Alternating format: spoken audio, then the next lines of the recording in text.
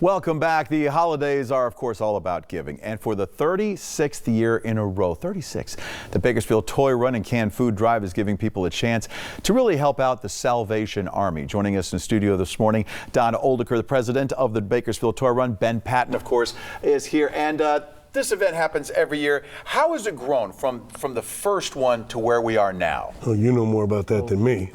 The first one was 20-something motorcycles and around 75 toys.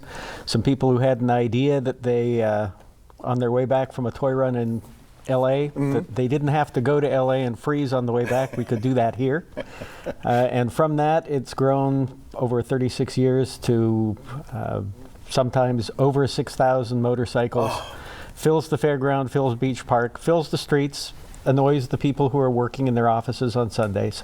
Is it safe to say that by the time the last bike leaves the park, the first one's arriving at the fairgrounds? By the time the last bike leaves the park, the first people are already eating.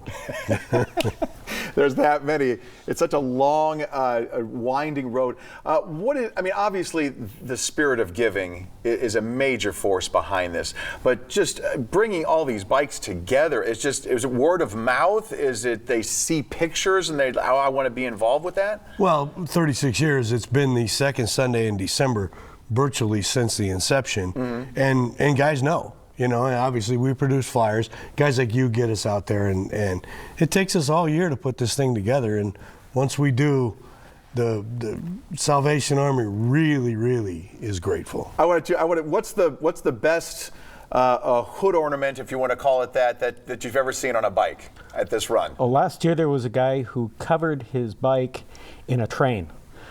This green train showed up with a smokestack. And I went and talked to the guy, and he said in order to ride it there, he had to lean out so that he could see around the front of his motorcycle. But that's not a hazard on this one Sunday. No, they'll let it slide. And then, of course, all the containers and the guys. I mean, it's not just one toy for a lot of these guys either.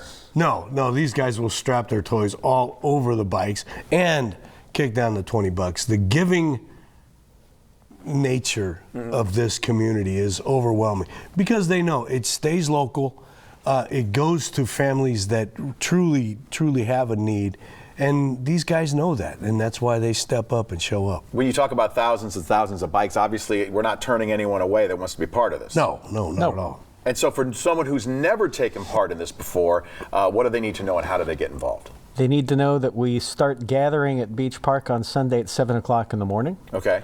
Is there a registration? There's no registration. You just show up. The parade leaves at 10, promptly at 10. It's escorted to the fairground.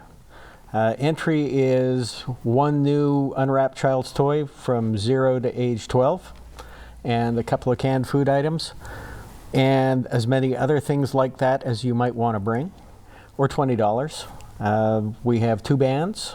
We have food, vendors, motorcycles, and a few cars that are decorated. I think, once again, one of the local schools is sending a school bus full of toys. Nice. With a bunch of kids. The Girl Scouts show up to help us clean up and serve drinks. And BPD makes sure we get there safely. And the most important thing with that as well. First of all, well, good luck, and thanks for coming in. Right. That's fantastic. And the big run, it is Sunday.